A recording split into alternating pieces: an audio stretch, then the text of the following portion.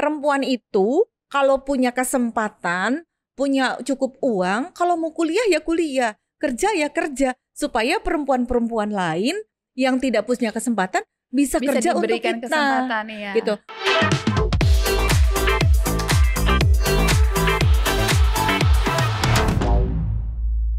Halo, selamat datang kembali di Top Woman Talk bersama saya Syafina Nasyar. Pada episode kali ini, sosok tamu saya ini cukup menarik. Dan ketika tadi kita berdiskusi sebelum saya memulai podcast ini, ternyata kita memiliki banyak sekali kesamaan. Saya akan memperkenalkan dia, yaitu Ibu Rahajeng Widya selaku Sekjen Perempuan Indonesia Maju. Halo Ibu Widya. Halo Mbak Safa, apa kabar? Baik, terima kasih Ibu Widya mau mampir ke sini, mau ngobrol-ngobrol di sini. Dan tadi sebelum kita mulai ini, kita aja ngobrol udah banyak banget ya Bu ya. Nah sekarang aku mau tahu lebih spesifik lagi. Ibu ini juga mengemban banyak banget jabatan penting. Tadi kita udah mention banyak banget, mulai dari tenaga ahli anggota Watim-Pres hingga Agustus 2023. Dosen pun juga, direktur di sebuah perusahaan juga, lalu aktif di berbagai organisasi juga, salah satunya adalah Ikatan Wanita Pengusaha Indonesia dan juga yaitu tadi Sekjen Perempuan Indonesia Maju. Dan di Gama juga. Gama juga, ya kan masih ada lagi ternyata. Nah, apa yang mendorong Ibu nih untuk bisa berperan aktif di sekian banyak organisasi dan lembaga ini? Maksudnya, apakah ini hanya sekedar menghabiskan waktu semata atau mencari popularitas atau apa yang membuat Ibu mendasari aktif di semua ini? Terima kasih banyak anyway sebelumnya udah diundang ke sini dan juga kita udah ngobrol-ngobrol, ternyata banyak kesamaan, mudah-mudahan sih sama cantiknya. Aduh ya. amin. Karena sama suksesnya kalau saya berharap. Jadi apa yang mendorong saya itu kan sebetulnya natural aja, tidak ada dorongan khusus gitu loh. Karena menurut saya hidup saya berjalan begitu aja. Saya selalu mengambil semua opportunity yang memang yang semua tugas yang diberikan ke saya gitu. Jadi saya pikir karena saya sudah diberi satu kapasitas, kalau memang dikasih tugas saya lakukan sepenuhnya. Karena rata-rata jabatan-jabatan di organisasi maupun ada tenaga ahli di beberapa institusi itu lebih banyak yang ditawarkan gitu loh, ditawarin. Jadi ya saya iakan saja kalau memang itu sesuai dengan kompetensi saya gitu. Dan juga mungkin terdorong untuk, ya karena mungkin saya juga pengajar, jadi jabatan-jabatan itu sebetulnya itu jabatan sampingan ya. Kalau ibu-ibu jabatan utamanya pasti ibu rumah tangga. Karena kan SK tertinggi dari suaminya nih gitu kan.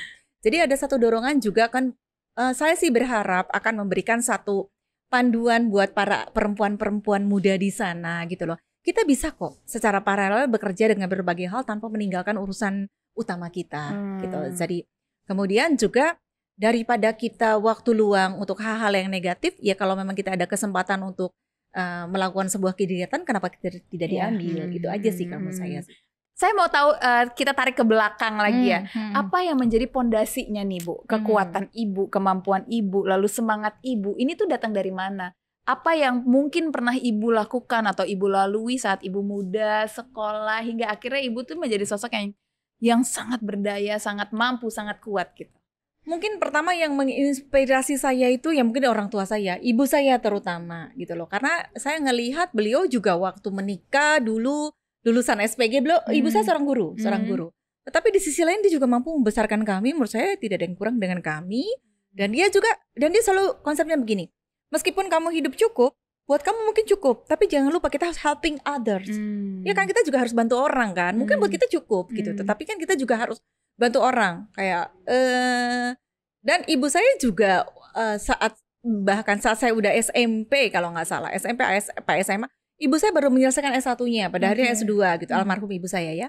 Jadi ya itu mungkin yang mendorongnya. Nah kemudian dari saya sendiri, saya memang termasuk orang yang selalu ingin belajar ya. Tentunya kita mengalami ada namanya jatuh bangun pasti ada gitu loh.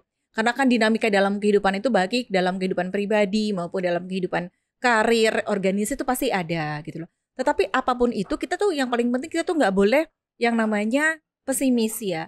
Asal kita positive thinking kita pasti ada kok. Solusi itu selalu ada. Almarhum ibu saya tuh selalu mengatakan bahwa jangan ngerasa cukup, mungkin buat kamu cukup, tetapi buat orang lain kan kita masih bisa berbuat banyak gitu kan.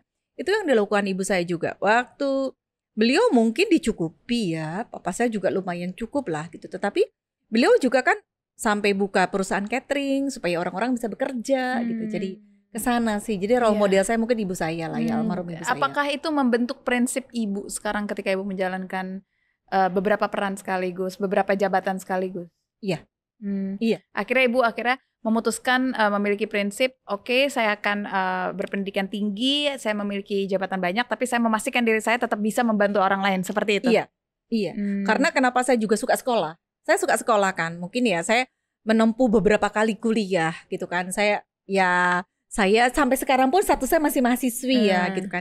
Saya menyelesaikan lagi pandemi ini 4 tahun menyelesaikan sarjana hukum, kemudian sekarang saya ngambil juga magister yang lain lagi. Karena kan basic ilmu saya kan, saya memang tetap saya punya ilmu yang linear ya. S1 sampai S3 saya linear, ilmu strategik gitu. Mudah-mudahan tahun depan udah bisa meraih profesor, mudah-mudahan amin ya gitu. Kalau udah profesor udah nggak kuliah lagi ya Bu ya? Masih dong. Oh, masih mau kan, juga? Ya, saya mungkin nanti nextnya saya harus kuliah. Bahkan saya harus kuliah keperawatan supaya nanti udah tuanya saya bisa infus sendiri kan. Itu kan ilmu ya. Bisa dong. Jadi saya kira ilmu itu harus apa ya? Karena manusia itu tidak ada yang expert dalam segala hal. Yes, betul. Kita tuh nggak pernah menjadi sangat mostly pintar. Kita generalis. Gitu iya, jadi menurut saya ini sangat menarik gitu loh. Makanya itu yang mendrive saya, kuliah aja gitu. Kalau memang saya uangnya cukup, kesempatannya ada, ya saya kuliah lagi. Nanti setelah ini lulus pun ya mungkin saya kuliah lagi gitu loh. Cuman ya mungkin sebelnya itu at the end of kuliah, begitu orang lain wisuda, saya nggak ada yang nemenin wisuda gitu. Karena? Ya karena anak saya males, suami saya males gitu. Habis wisudanya keseringan bolak-balik wisuda gitu. Gitu aja kali jadi. Foto wisudanya kayaknya banyak nih Bu ya di rumah ya. Ada. Jadi maksudnya hanya 2, 3 atau 4 wisuda lah. Yang selebihnya pada nggak mau nemenin gitu. Iya. Padahal mas kuliahnya udah berkali-kali ya. Iya, itu sih. Suami saya anak saya juga udah males gitu nemenin wisuda karena katanya udah keseringan wisuda. Iya, oke lah, nggak apa-apa deh. Nah, tapi apa tantangan terbesar? Ibu kuliah banyak S1 sampai S3 sudah, lalu S2 lagi mungkin beberapa kali gitu. Lalu sekarang jabatannya yang dipegang juga banyak. Pastinya nggak mudah. Ditambah kita juga berperan sebagai seorang ibu rumah tangga, dan itu bukan peran yang harusnya di-highlight sebagai sesuatu yang kayak ya lo kan ibu gitu. Enggak. Memang kita lagi kita mengemban peran sebagai ibu gitu. Jadi it's bukan yang seharusnya dilebih-lebihkan gitu. Tapi gimana tantangannya yang ibu hadapi? Dalam setiap peran tuh tantangan pasti ada. Tantangan internal maupun eksternal gitu. Apalagi kan kita menjalankan di beberapa ini. Kadang-kadang kita harus punya skala prioritas. Kayak misalnya di organisasi. Organisasi dilihat di mana yang saya paling berperan. Kemarin misalnya salah satu contoh aja. Ada pertemuan saya diundang sama Kowani misal pertemuan. Saya kan juga tuh terdaftar di IWAPI iya, di Perempuan Indonesia Maju iya. Tapi di mana kita yang memang bertugas gitu loh. Kayak misalnya, di Perempuan Indonesia Maju kan saya sekjennya kan. Memang saya harus ke sana. Berarti kan saya memakai baju Perempuan Indonesia Maju gitu. Jadi ngelihat secara proporsional gitu. Dan kadang-kadang memang kita juga mengalami yang namanya fase tidak enaknya. Di semua area yang kita kerjakan, semuanya sedang menuntut atensi kita. Mungkin ada sedikit trouble di sana, membutuhkan keputusan kita, membutuhkan kehadiran kita. Nah ini mulai nih kita berasa overlappingnya nih pekerjaan kita tuh seperti apa. Nah dari situlah kita harus pandai-pandainya memanage emosi.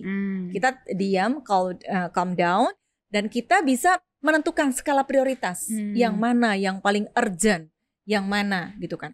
Tentunya ya memang tidak semuanya kita bisa raih, tapi asal kita dan hindari dari baper ya. Kalau perempuan itu hindari dari baper.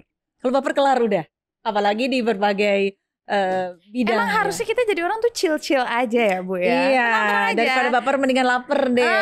Gitu sesusah kan. apapun ya lewat ya nggak Bu ya. Iya, jadi dan itu harus berjalan paralel gitu. Kita nggak bisa dibawa-bawa. Misalnya kan saya sekarang kan saya ada perusahaan, saya juga ada mengajar, ada di organisasi, mungkin ada 3 organisasi besar yang saya pegang gitu kan.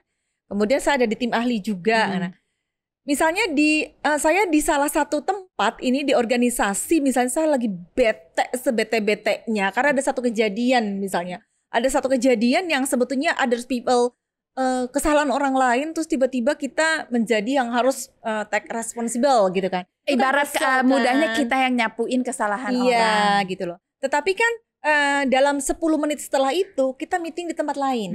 Kita harus senyum lagi. Iya, dan kita nggak boleh dibawa perasaan karena di sana biarkanlah itu kotak yang sana, beda lagi. Kan itu kan kita menghadapi orang-orang yang berbeda, urusan yang berbeda, dan goals yang berbeda.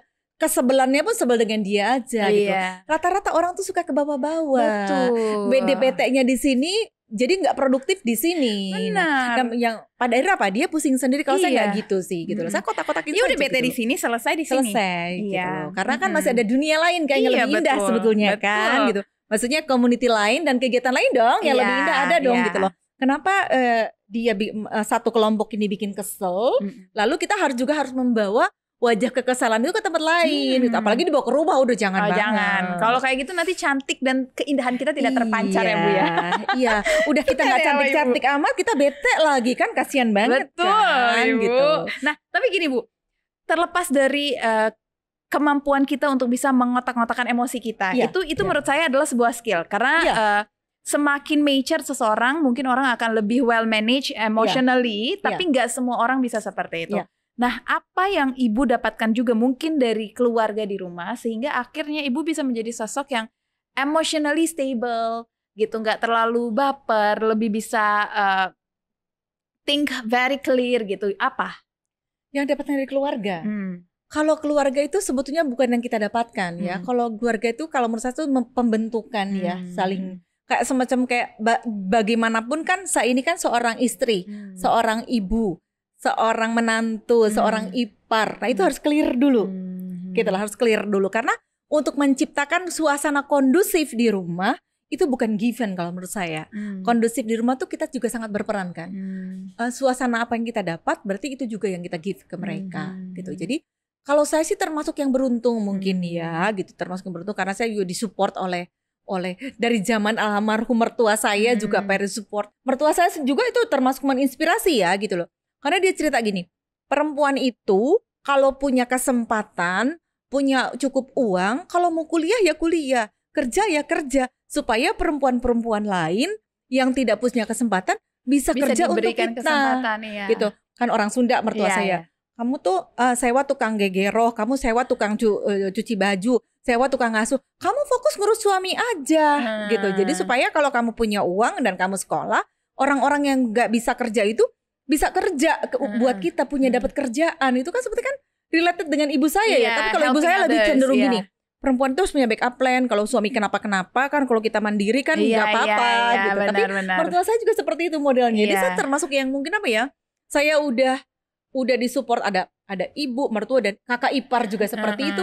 Saya udah seberuntung ini, kenapa nggak saya gunakan ini gitu. Jadi saya pikir ya saya ngambil kerjaan apapun aman, dengan catatan di rumah sudah aman. Di rumah sudah aman.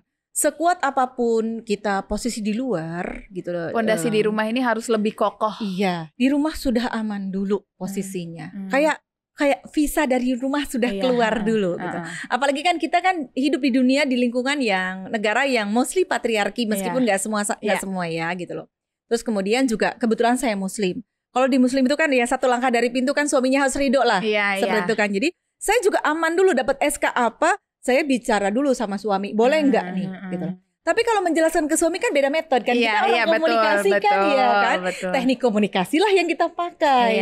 Kalau misalnya kita menjelaskan kepada college, rekan kerja, kita bisa bilang kan, dasarnya, latar belakangnya, kenapa saya harus kesini, goalsnya kenapa harus gini. Kalau ke suami enggak lah perempuan. Gak bisa the power gitu. of merengek.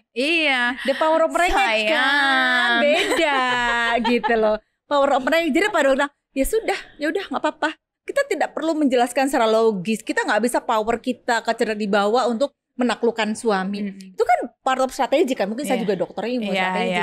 Saya pakai dong suami saya sebagai satu objek. Gitu dong, dipakai boleh. Gitu. Memang bukan hanya kita melihat seseorang sebagai objek, tapi memang setiap orang memiliki cara pendekatan yang berbeda. Saya sepakat tentang hal itu. Jadi bukan artinya kita ke suami harus seperti apa, enggak. Tapi emang ini cara pendekatan yang harus berbeda-beda. Gitu. Nah, di era digital sekarang ini mungkin kita berpindah lagi topiknya Bu. Teknologi ini kan memegang peranan yang cukup penting untuk pemberdayaan perempuan. Nah, apa pendapat Ibu tentang peran teknologi dalam mempercepat pemberdayaan perempuan? apakah memiliki dampak yang signifikan atau tidak? Karena kalau kita lihat bahkan ada teknologi yang justru menjerumuskan perempuan-perempuan. Apa pandangan Ibu? Kalau pertama perasaan saya terhadap teknologi, I love teknologi. Saya termasuk yang selalu curious terhadap teknologi. Yang jelas dengan hadirnya teknologi itu untuk perempuan sebetulnya sangat terbantu untuk kita menjadi lebih berdaya. Terbayangkan kalau kita di luar rumah yang punya anak kecil, kita bisa melihat bayi kita sedang apa dari smartphone kan? Gitu, we love teknologi very much gitu loh. Saya sebagai ibu-ibu tiba-tiba mungkin suami saya dan anak saya sedang di rumah, saya tinggal tanya kalian mau makan apa? Dalam lebih kurang dari 1 jam kan semua makanan yang mereka mau itu sudah tersaji dong di meja makan. Itu kan karena teknologi kan. Tapi disitulah pentingnya kita bijak sebagai perempuan gitu loh. Jadi teknologi itu kita manfaatkan untuk melancarkan kehidupan kita. Jangan sampai kita malah dikontrol teknologi. Banyak sekali kalau menurut saya yang tidak bijak itu. Gara-gara ada teknologi itu kayak katanya yang menjauhkan yang dekat, mendekatkan yang jauh. Jadi jangan gara-gara ada teknologi. Kadang-kadang saya suka sedih tuh ngelihat. Oke lah kalau di meja makan di resto di luar nggak apa-apa. Tapi kalau di rumah misalnya lagi makan nggak boleh ada yang pegang handphone dong, gitu loh. Itu kan teknologi yang sudah menciptakan jarak kan, gitu, menciptakan jarak gitu. Handphone ditaruh di luar meja makan kan kalau ada yang penting pasti telepon, gitu loh. Nah kemudian juga di kalangan perempuan ada perempuan yang kecanduan terus-terusan melihat sosial media, gitu loh. Terus-terusan kecanduan nge-scrolling sosial media berjam-jam. Sampai dia lupa tugas-tugasnya gitu loh. Jadi seharusnya teknologi itu kita yang manfaatkan mereka. Kita yang kontrol teknologi itu untuk gimana caranya. Kadang-kadang kan kita punya smart home, smart TV, tapi we are not smart enough untuk itu. Iya betul. Gitu loh. Nah itu yang menjadi challenge kita gitu loh. Jadi kalau untuk yang perempuan-perempuan ya bijak lah. Gitu loh, bijak. Karena teknologi semakin pintar, tapi kita juga harus makin pintar. Jangan sampai kita didahulukan kepintarannya oleh teknologi yang justru buatan manusia. Betul. Jadi jangan sampai gara-gara kalau kita nggak pintar atau nggak bijak, kita nggak punya wisdom dengan teknologi itu akan berdampak buruk untuk kita. Betul. Gitu loh. Semua ada sistem smart, but we are not smart enough. Nah itu yang kita akan menjadi kontrol. Ibu, dari tadi aku ngobrol sama Ibu nih, aku ngelihat Ibu tuh emang banyak banget kemiripannya sama saya. Bukan saya self proclaim ya, tapi saya ngerasa semoga banyak saya lama-lama hidungnya mirip, cantik sekali kan, kan. Tapi gini Bu, kita pasti setiap usia bertambah, setiap fase kehidupan kita itu kadang kita tuh suka punya mimpi yang akhirnya baru muncul di momen-momen itu. Saya 5 tahun lalu bercita-cita lain, tapi ketika saya mengemban tugas sekarang sebagai jurnalis yang bisa di Indonesia, saya jadi punya cita-cita yang lain lagi. Iya itu normal. Nah saya mau tahu apa cita-cita Ibu yang mungkin sampai dengan Ibu usia sekarang ini masih belum terwujud, dan apa yang akan Ibu lakukan untuk bisa mewujudkannya? Karena kalau saya sendiri lihat Ibu, you already have everything gitu. Dibilang have everything juga tidak ya. Saya kalau kadang-kadang suka bingung kalau di catatan cita-cita. Karena cita-cita saya juga suka berubah-ubah. Seiring eksternal kita berubah. Percaya nggak, dulu cita-cita saya tuh pengen menjadi polwan. Lagi saya SMA kelas berapa itu. Kita tuh emang random ya Bu, polwan, karena kita Virgo sekali gitu loh. Tapi tiba-tiba ternyata kuliah saya beda. Ini saya beda. Terus ketemu saya dicemplungkan kepada satu komunitas yang berbeda. Jadi mungkin kalau cita-cita mimpi besar saya yang sekarang masih belum tercapai, mungkin kan ya apa ya? Kayak semacam cita-cita, tapi saya mungkin ingin punya satu perusahaan, pingin yang konsepnya kepada three bottom lines lah gitu loh. Perusahaan itu juga profitnya juga ada, people-nya juga ada, planetnya juga ada gitu. Jadi kan satu sisi perusahaan itu bisa menambahkan profit yang bagus, jadi supaya kita juga kan punya passive income next. Karena kan saya makin tua dong gitu. Tetapi perusahaan itu juga bisa memberdayakan banyak orang gitu loh. Dan orang itu bertambah gitu loh. Saya lebih suka kepada perusahaan yang padat karya daripada padat modal atau padat teknologi gitu loh. Karena kalau padat karya itu kayaknya kita ada satu kepuasan, kita involving ke banyak orang gitu loh. Paling enggak kan kita bisa sedikit membantu sedikit aja ada orang-orang yang tidak bekerja gitu loh. Ada concern juga kepada planet gitu. Jadi bagaimana bisnis ini juga tidak merusak lingkungan. Nah itu sih mungkin mimpinya, pengen punya satu korporasi lah gitu loh. Apa yang akan Ibu lakukan nih biar cita-cita korporasi ini jalan? Maksudnya kadang orang tuh suka underestimate, ngapain sih kita tuh masih punya mimpi, ngapain sih kita masih punya goal, sedangkan kita udah cukup sibuk, kita sudah berkeluarga, lalu kita udah mungkin Kalau saya udah near 30, ibu udah umur berapa gitu, gimana? Saya kira sekarang sudah dalam fase I have been doing ya, karena saya merasa udah berada di tempat yang tepat gitu. Pertama di sisi di komunitas, di organisasi gitu loh. Saya sekarang menduduki jabatan di sekretaris Sekjen Perempuan Indonesia Maju, di mana program-program juga sudah ke sana sebetulnya program-programnya, dan berkomunitas orang-orangnya juga mesti sefrekuensi ya gitu loh. Mereka concern terhadap, saya sudah utarakan ini juga ke teman-teman gitu loh. Mereka juga concern kepada konsep pemberdayaan orang, konsep juga kepada 17 goal SDGs gitu kan. Nah kemudian juga kalau dari sisi membangun sebuah korporasi, saya juga sudah berada di tempat yang tepat, saya merasa ya. Karena saya juga kan kebetulan saya salah satu direktur untuk pengembangan bisnis internasional di Federasi Pengusaha Logam Mesin. Nah sekarang saya kira sudah mulai kayak dan saya juga bersyukur ya. Salah satu putra saya juga yang besar, dia juga concern kepada ini gitu. Jadi dia juga punya dream, dia juga pengen bikin kayak semacam pabrik pengelolaan plastik, tapi dari plastik ini dari recycle, mungkin bukan recycle ya, upcycle dari sampah menjadi ini gitu loh. Jadi putra saya yang besar juga sudah mulai ke sana gitu loh. Jadi kita tinggal, saya sih merasa ya mungkin roadmapnya sudah mulai kelihatan, mungkin dibantu anak saya sudah memulai, mungkin saya juga merasa sudah ada di tempat yang tepat. Sekarang saya juga berada di organisasi yang concern kepada perempuan itu harus punya profit juga ya. Harus punya pendapatan supaya kita menjadi backup. At least kalau misalnya suaminya sudah mapan, sudah tidak ada yang biaya lagi, kita bisa membantu orang. Itu kan di Perempuan Indonesia Maju seperti itu ya di PIM ya. Kemudian juga concern kepada pemberdayaan. Woman help woman. Jadi kan ya konsep kayak Kartini lah, perempuan yang merasa udah di level tertentu, kan Kartini kan gitu kan, perempuan di level atas dengan networkingnya dia bantu orang lain. Gitu. Nah kemudian juga concern kepada kayak sekarang isu lingkungan ya. Ini sebetulnya bukan ikut-ikutan, ini realistis kan, karena bumi ini kan makin lama makin, iya kan? Makin tua. Iya kayak kemarin dengan kejadian El Nino. El Nino itu kan hanya sepele, masalah naik suhu permukaan laut, terus tiba-tiba kekeringan, tiba-tiba telat panen. Iya, latest ada kebakaran hutan di LA. Ya kebakaran hutan dan lain-lain. Jadi gitu mimpi saya sih ke sana. Jadi saya ingin punya passive income dari sebuah perusahaan, tetapi yang tetap tidak membabi buta asal uang ini muter jadi uang, jadi profit, nggak seperti itu gitu. Karena kita udah tua ya, kita sudah memikir kepada reflection gitu loh, generasi kita berikutnya harus ngapain seperti itu. Banyak sekali yang udah Ibu ceritakan gitu ya dari tadi. Cuman aku juga pengen punya perspektif dari Ibu. Apa pentingnya sympathy dan juga empathy untuk bisa menaikkan level kita sebagai perempuan? Karena menurutku sebagus apapun posisi kita, sebagus apapun posisi yang lagi kita emban, peran yang kita jalankan, tetapi kalau kita kehilangan sisi simpati kita, empati kita, I think we are not going anywhere gitu loh. What is your point of view related to that? Actually I agree with that. Makanya tadi saya selalu bilang, dari semua jabatan saya itu adalah pekerjaan sampingan. Karena pekerjaan utama kita perempuan sebetulnya kita mengelola rumah tangga kan gitu loh.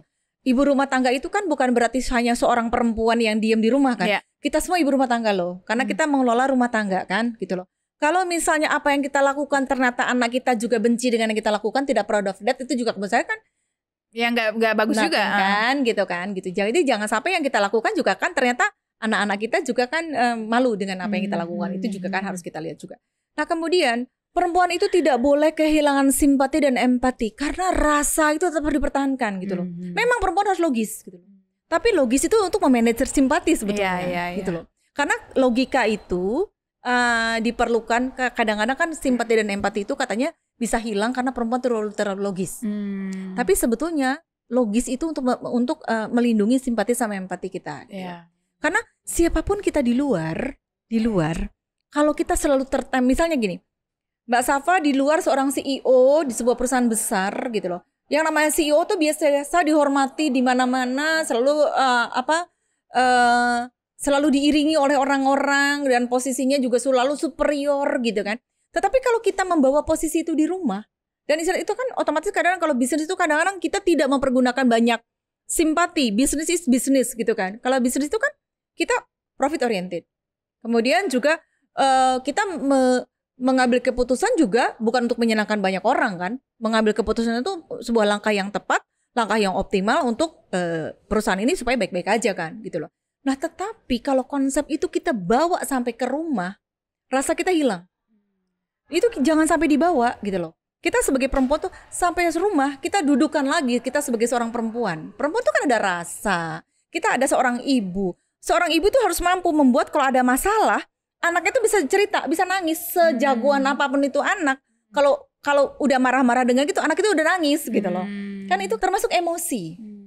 Ibu-ibu kan wajar ya di mana-mana ngomelin anaknya atau apa gitu. Itu kan bagian dari empati ke anak-anak gitu. Jadi menurut saya pentingnya perempuan itu mengelola pikirnya dan rasanya. Karena kalau sampai simpati dan empati hilang, itu nggak happy. Mungkin iya, dia mencapai satu goalsnya dia gitu loh. Tapi sampai kehilangan itu is very, padahal itu simpati dan empati itu karena yang menghasilkan love kan. Iya kan? Love and to be loved itu kan dari sana dong gitu loh. Tapi kalau perempuan kehilangan itu sayang banget kata saya sih. Makanya kita boleh punya power apapun gitu loh. Tapi kita nggak boleh kehilangan sisi itu. Iya, sampai rumah balik lagi lah kita jadi ibu-ibu, jadi istri-istri sampai rumah gitu loh. Bapak-bapak juga sama. Dan bapak-bapak juga ini karena kayak ngomongin emansipasi nih, saya kadang-kadang suka ketukar-ketukar nih ya. Kan di rumah itu kan ya kita memang ada, kita nggak setuju dong dengan emansipasi wanita, kesetaraan ya gitu tuh. Tapi yang proporsional gitu loh. Jadi kayak di rumah kita udah menjadi seseorang yang powerful. Di luaran ya, di luar kita udah powerful menjadi seseorang mimpin korporasi yang besar, di mana di sana para laki-laki di bawah kita kayak gitu kan. Sampai rumah itu masih dibawa sama kita. Ya itu nggak bisa menurutku. Nggak bisa kan, kita nggak happy nanti gitu. Sampai rumah kita nggak terima, tiba-tiba lagi duduk suami kita bilang bikinin saya teh dong atau apa dong gitu. Kadang-kadang suami juga ada beberapa kali dia pengen langsung serve sama kita kan gitu. Tiba-tiba saya ini seorang CEO loh, enak banget kamu suruh-suruh ya. Itu gitu beda. Itu happiness kita hilang. Different part. Nah, sebaliknya dengan laki-laki juga. Laki-laki kan kepala rumah tangga nih, apalagi di dunia yang patriarki ya. Merasa dia tuh kepala rumah tangga di rumah. Well, istrinya adalah second layer-nya dia gitu loh. Begitu dia di luaran, di korporasi, di pemerintahan dan di organisasi, melihat ada perempuan yang posisinya pemimpin, langsung dia underestimate gitu loh. Karena dia merasa laki-laki yang harus mimpin karena itu kepala keluarga gitu. Enggak, itu di rumah. Di rumah. Jadi makanya laki-laki juga sama. Jadi posisi di rumah jangan dibawa keluar lah. Perempuan juga sama. Jadi kita harus balance. Kita harus manage. Manage kan dimulai dari manage mindset. Dari mindset orang akan turun ke kata-kata. Tapi percaya sih gitu mengatur emosi itu leads to every good thing. Karena semua datang dari diri dulu sih. Baru EQ tuh harus juga sama pentingnya dengan IQ. Iya betul. Betul. Ibu Widya, thank you banget udah ngobrol di sini. Gak berasa loh ini durasinya panjang banget, tapi kita kayak nonstop ya Bu ya. Kayaknya kalau nggak dikasih durasi 2 jam jadi kali ya. Makasih banyak loh Ibu Widya udah datang. Seneng banget aku bisa belajar banget dari Ibu Widya. Pokoknya ya tentunya kita berharap semua perempuan di luar sana juga bisa sama berdaya dengan Ibu. Dan gak patah semangat dan kita bisa belajar banyak juga dari Ibu Widya. Thank you Bu Widya. Sama-sama. Sehat terus ya Bu. Iya, sama-sama sukses ya. Terima kasih.